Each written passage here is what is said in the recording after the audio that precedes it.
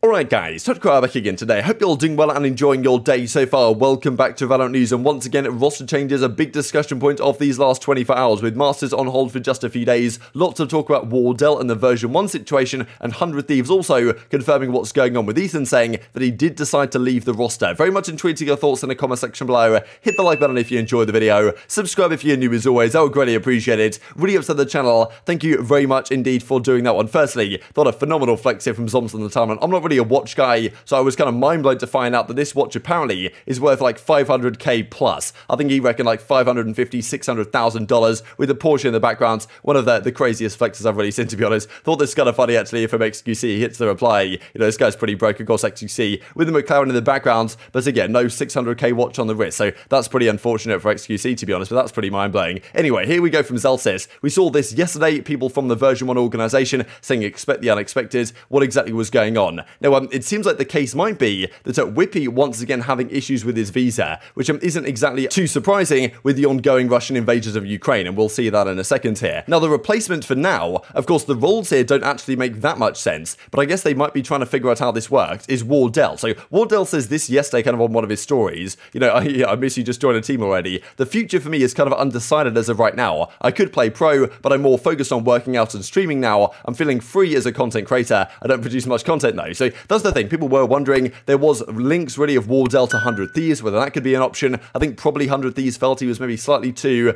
not, you know, maybe too restrictive in his gameplay, too kind of one-dimensional maybe in what he does, like maybe less flexible than some of the other options they had. And also in terms of personalities, they might have wanted a team that's kind of, you know, very young, hungry, not really done that much before in their careers. They've got Will, of course, instead as their jet opera, effectively, their duelist on the roster. So Wardell's still kind of out there thinking what's going on. Is he going to join a team? Is he going to, you know, compete, right? Is he going to go for the streaming route? That's kind of what he's discussing right here. However, the last couple of days seems like he's been practicing with Version 1. Now, you know, whether this is a long-term thing, that's another question entirely. But right now, Whippy once again is absent. Wardell is likely a stand-in. Whippy is not off the roster. If they, you know, they're going to try and keep Whippy if they can, but it's by no means guaranteed that he's actually going to remain on the roster. And of course, Wardell, since having parted ways with TSM a while ago, like he could have probably stayed on TSM, but he wanted to stay out in California because the team was moving to kind of boot camp permanently or be more permanently based in Texas. Wardell wanted to stay. They kind of mutually parted ways. Now, it seems like he might be practicing with Version 1. Now, still, the long-term implications of this are rather unknown. Even as Zelsis says, I think Wardell is my new favorite teammate. Now, you know, as Ian Harding says, the coach of the VALORANT, well, the organization here of Version 1, another stand-in for Whippy. We saw, like, last year, I think he did some tweet recently that he got kind of clowned for, where he said, okay, well, look, if Whippy, we didn't have to have a stand-in for him at the Masters event last season, then we might have even won the entire thing. He kind of felt a similar parallel between their Version 1 squad last year and the guard team this year, which did kind of go on to underperform expectations at the event. But Whippy, if you guys are unaware, is actually Russian, right? Which kind of surprised me, because it kind of seems like he shouldn't be, but he is. So we've got mostly Canadian guys. Zelsis, of course, from the US, and then Whippy is Russian. So that, of course, there's been a big complication about that, really, with just European players in general, right? We've seen the situation with Gambit, right, having to go under another organization name, M3 Champions, or whatever they were called, didn't end up qualifying anyway. And then, of course, you got the FPX situation, and just an absolute disaster for the European region in general right now. And there has been a big question mark as to whether Russian athletes, or e-athletes, or whatever you want to call it, just Russian pro players, I guess in this case, are actually going to be able to get any visas, whether countries are going to let them in, right?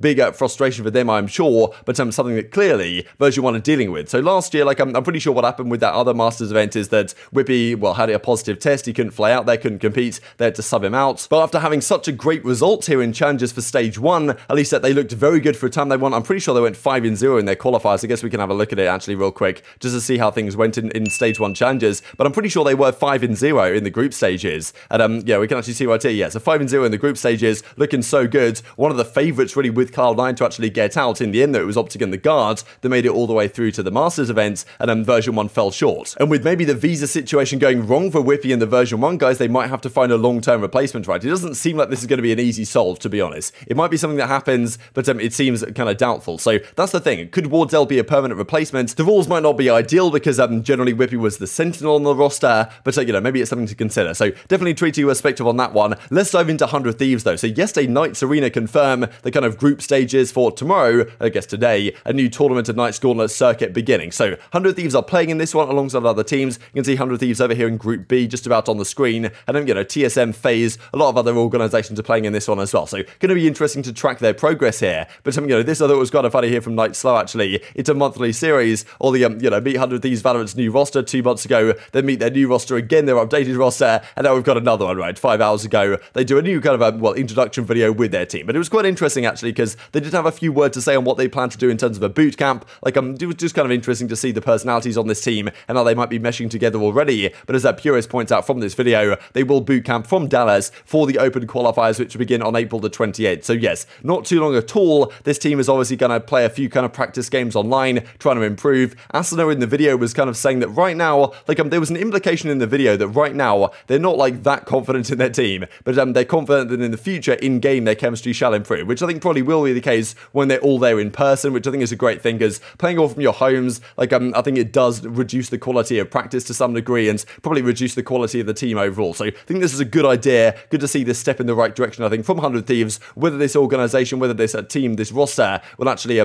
know, prove successful is a big question mark, though, because a lot of people have many questions about it, especially because Ethan isn't there. Ethan says the following yesterday: "The end of last year felt like the lowest point in my career. I'm thankful for the opportunities given to me, but I'm hungrier than ever to win. Looking forward to the upcoming challenges." Effectively saying, look, basically looking for a team. Where's he going to go? That's a big question, but of course there was a lot of talk about 100 Thieves. Why did they decide not to keep him? The rumor had it, really, or at least the internal discussion from Sean Gares and co was, at least from what we heard from the public side, was that they tried to find a way to fit Ethan into the lineup, but they couldn't really find a way to make it work. They said to Ethan, look, we'll kind of work on it. We'll try and figure out, okay, which players can we get in to make it, you know, to make you comfortable in the team. And then Ethan said, look, he might have looked at the roster they're building and thinking, look, I'm not actually that confident that this is a good idea and this is actually going to be a good roster. So let me just, you know, decide not to be in this team anymore. That's kind of what he said on stream last night, that, you know, he decided to leave effectively, and therefore they got rid of him.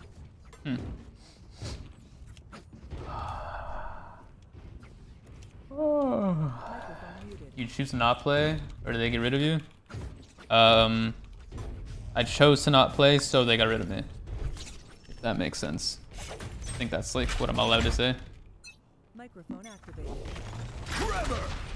Got the spike. Flashing him in after you. He's close. Flashing close, flashing close.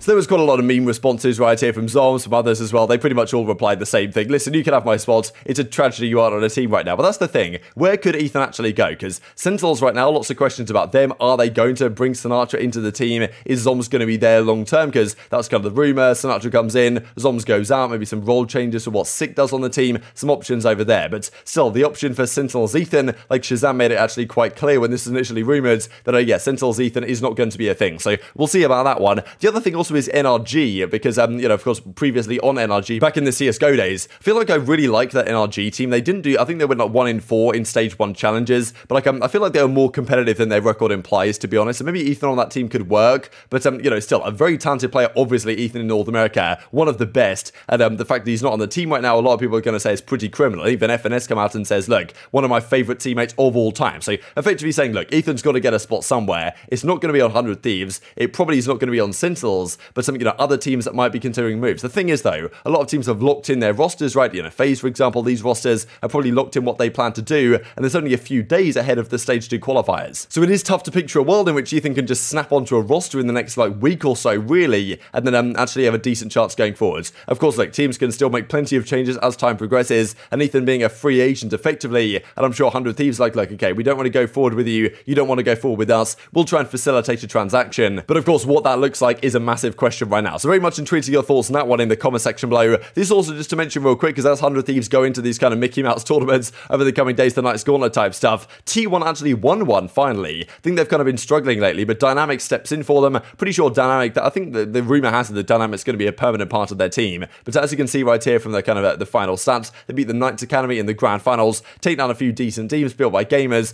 NYFU as well as the kind of old Ambox team. Well, it's the new Ambox team, right? I think with Odorous and co, but it used to be called Ambox, now they're called NYFU for some reason. But yeah, one of these online tournaments, they end up winning one finally, not with the greatest competition though, so they're still competing in this Night's Gauntlet that's coming up, right, with them, 100 Thieves. All these other teams that are going to try and prove their worth in the open qualifiers coming relatively soon to get into Challenges 2. And then, well, speaking of kind of Masters and the events that have been going on, detailed viewer stats, well, this is actually cool. The viewership record, I believe, was broken for Zeta versus DRX. Crazy to me, actually, these numbers, right, because the Japanese peak was higher than the English peak, despite being in an awful time all-time for Japanese viewership. So that was phenomenal that the Japanese viewership came out so strong. I believe so far this 663k is the record so far at Masters for, I imagine it will get broken as we go forward as well. Just to mention this real quick, actually, that Purist points out, because there was some rumours that at Masters 2 might be a 16-team event rather than the 12-team event we have. To me, I think a 16-team event would be better. You could do it so that instead of the way it was, where 4 teams get a guaranteed bye, you just say, okay, everyone goes into groups, like the GSL-style groups, 2 get out of each group, and therefore we go to an 8-team bracket as we've had right here. Like at the latter end of this format, the 8-team group I think is fantastic, or the 8-team bracket is great. Just the fact that, teams get byes, to me was a little bit suspect. But still, as you can see right here by the circuit points awards, in terms of getting to champs and stuff like this, there are only going to be 12 teams out at, well, both Stage 1 and Stage 2 Masters. So maybe they'll change their mind next year as the kind of strength and depth of talent only gets, ever stronger. But of course, one team out of these 4 has to win. Optic, Loud, Zeta Division, and Paper X are up there. And I voted for Zeta. I didn't really expect it to actually be winning this poll right now that Field Fire puts out. But obviously the Japanese fans come out in force. But very much intrigued to your thoughts and all this stuff in the comment section below. Hope you guys enjoyed the video. If you did enjoy it, hit on the like button. Told you YouTube gods, this is a good video. I'd also like you should see it as well. And I've grown the competitive Valorant community. Thank you as always. Take care of yourselves. And I will see you next time.